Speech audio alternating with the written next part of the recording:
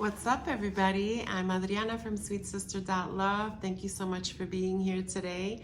I am on to tap about success. What does success mean to you? It is a very personal, unique, sometimes private. I know I tend to be a little bit secretive about the things that I want because I've learned my lesson about sharing too much too soon and letting that energy kind of leak out of you. You know, sometimes when we share the things that we want to do, people can be a little discouraging. Oh, they make their comments, and then all of a sudden that enthusiasm, that excitement that you felt about your idea gets diminished, gets sort of like knocked down. And so sometimes our success can be really private. Sometimes we don't want to tell people that we're on a diet because we don't want to hear people's comments about our body or about what we're eating. And everybody has success in their own way. Not everything is about money. Not everything is about numbers. And we are in a world where it seems like that's number one. You need a lot of followers, you need a lot of subscribers, you need a lot of money. If you're not making money on it, then you must be wasting your time. And that is something that we really have to kind of deal with. We have to deal with that kind of mentality, that way of thinking, because it can hurt us. It can hinder our progress. Some of our success is deeply personal. Sometimes feeling better when you wake up in the morning is success. Being able to complete your workouts 5 to 6 days a week is a success. Getting to it 3 days a week can be your success. Making sure that you drink enough water could be your form of success. Finding a loving partner or being in relationships that are reciprocal, having a friendship that's honest and not transactional could really be your form of success. Getting a new job, getting higher pay, being able to have a breakthrough with your boss or with a coworker. Success can be a lot of different things. And so let's tap about it today. Let's talk about what success is, because I am really feeling that my success is headed towards me. There's something coming my way. I just know it. I just feel it and believe it. I am climbing. There's some inside work happening that is helping me to see my life a little differently. See my choices and my lessons a little differently. I'm not taking things so personally anymore, which is really hard because I'm a sensitive person.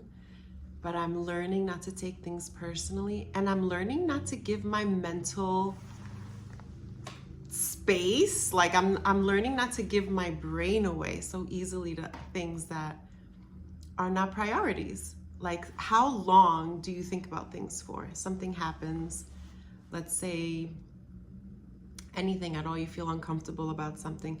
How long does it linger in your mind for? And so for me, one of my personal successes is that I'm letting things go much easier. If somebody made a comment, I'm gonna let it go because I know who I am and I know what I want and I know it's headed my way. And anything that anyone else says is their thing. That's how they see the world. That's how they look at things. But I don't have to be the way other people are. I'm allowed to be me. And so I want to help you get into that mindset where we start to think about our success. What does success mean for us? And here we go.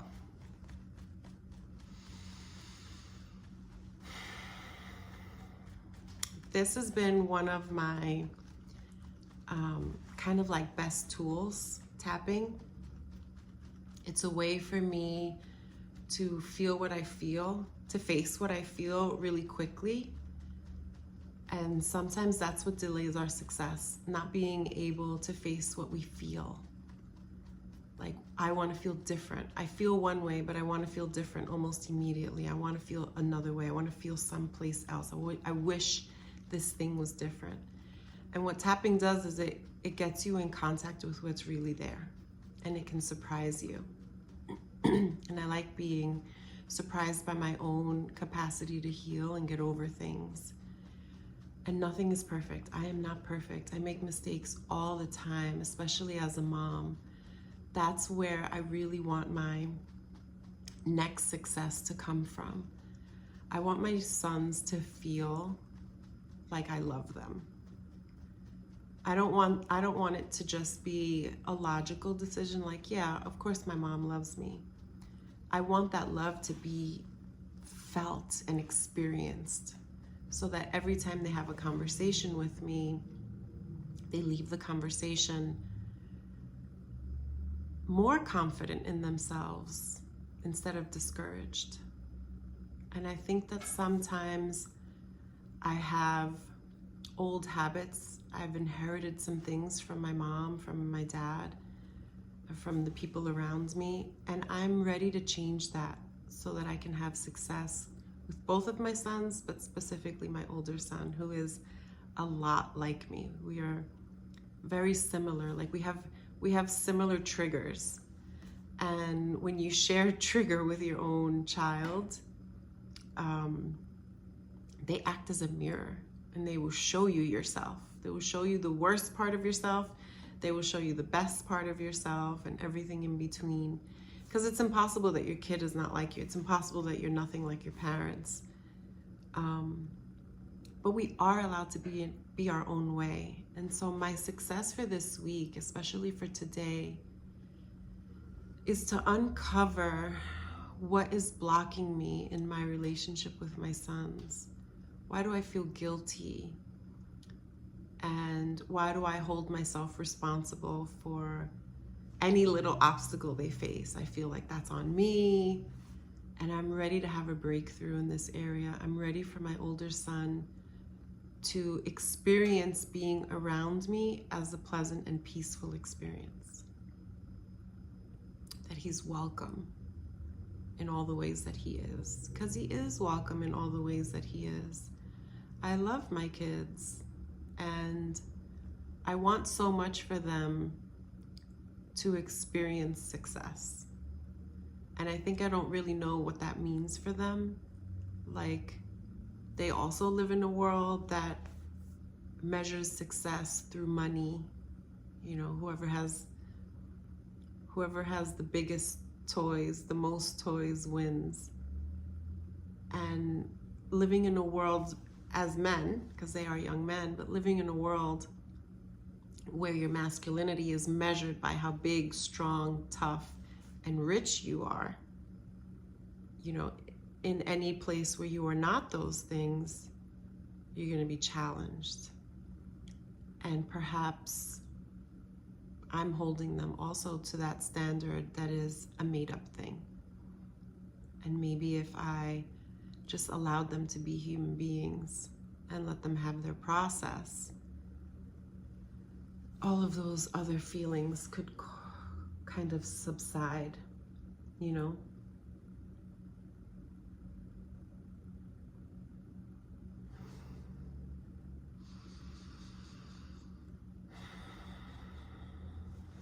I think that having a breakthrough with my own mom and my own feelings around my parents in general could help me have a breakthrough with my kids.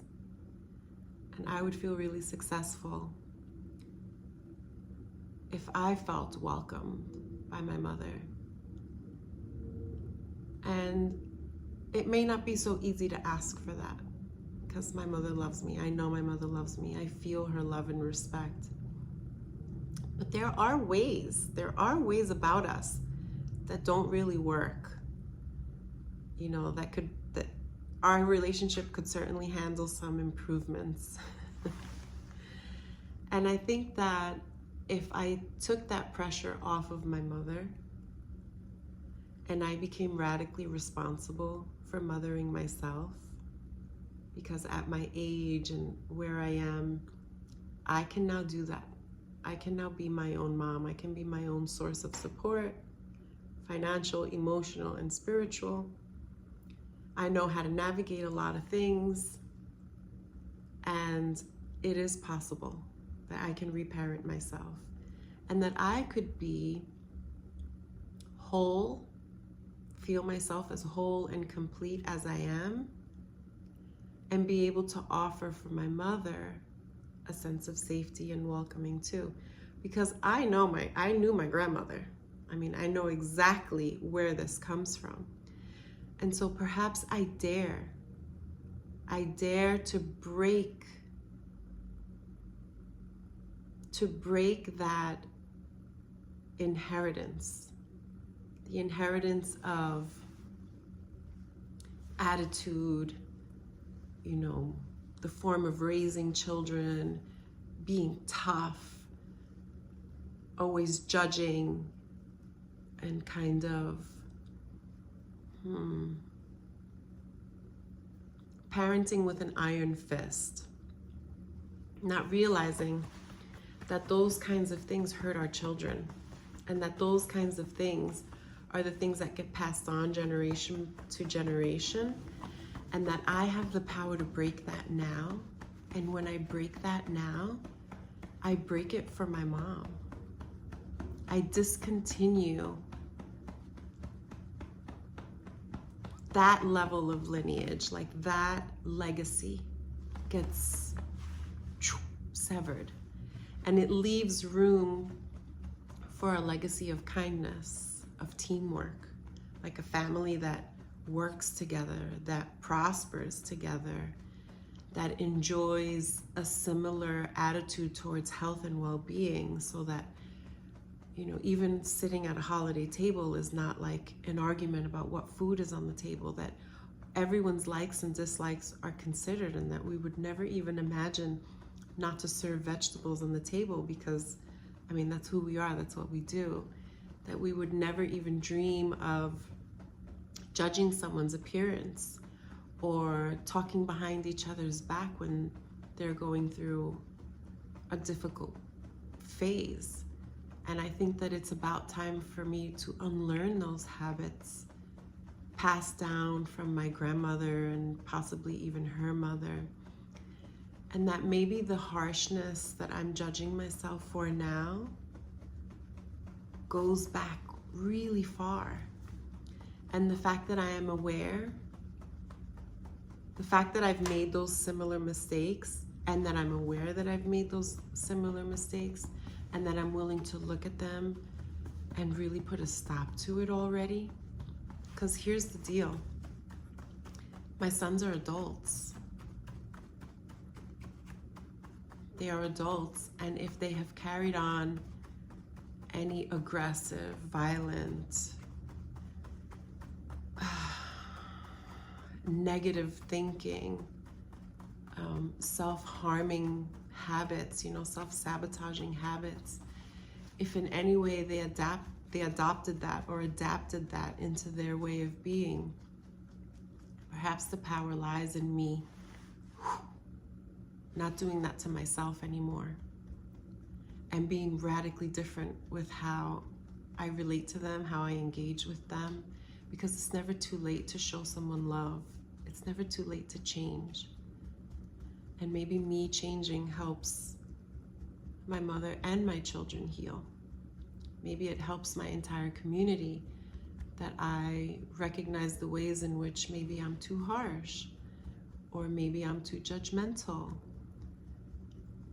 And perhaps there's a different way I can express the love that I feel inside, and instead of wanting to control and manipulate and butt in because I think I know what's best, maybe there's another way I can use my love.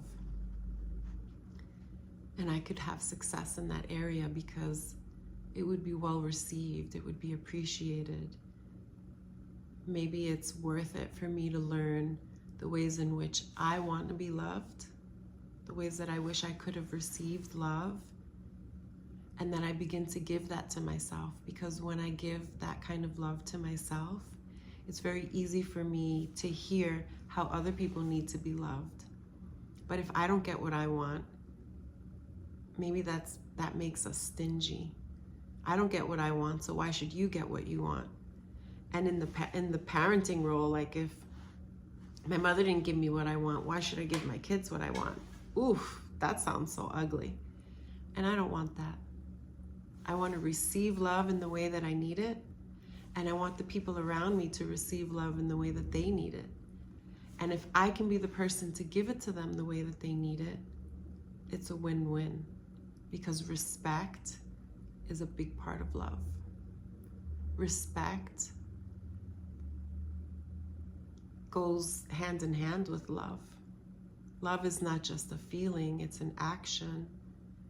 And when we act towards the people that we love with care and respect, that's a successful relationship. And it fosters more love, more respect.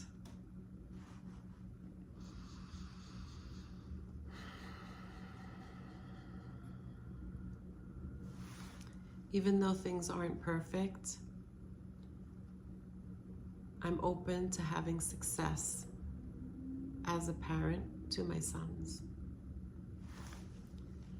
Even though I wasn't always parented the way that I wanted to be or needed to be, I am open to rewriting my story.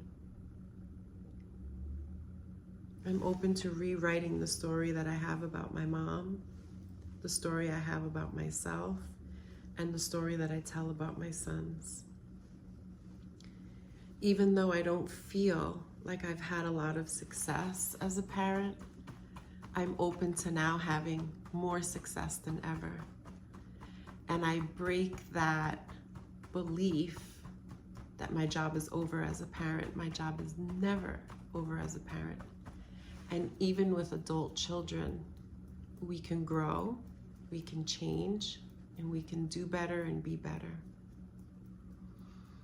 Even though I made a lot of mistakes as a mom, I'm open to the idea that love and respect lives here, in this home and in my bonds with both of my sons.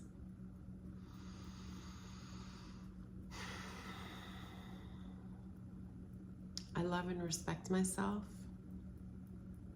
I love and accept myself. And I forgive myself for the mistakes that I made. I love and respect myself. I love and accept myself. I love and forgive myself.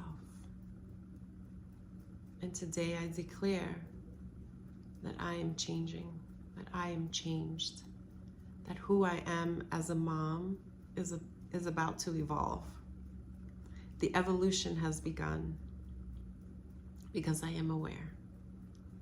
And I dare to listen with a fresh mind, to hold my children, to welcome my children all the days of my life.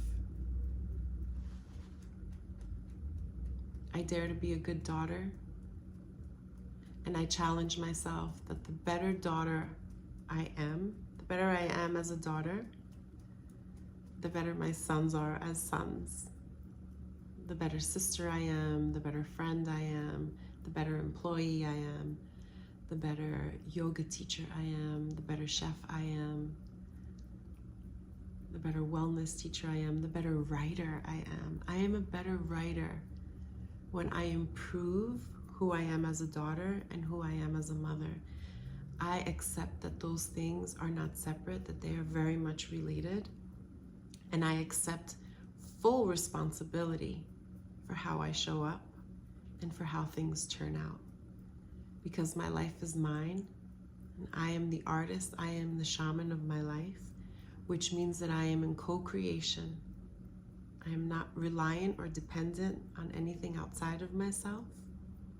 I trust in my relationship with God to improve me, to improve how I do things, and to move forward with a lot of grace and a lot of patience.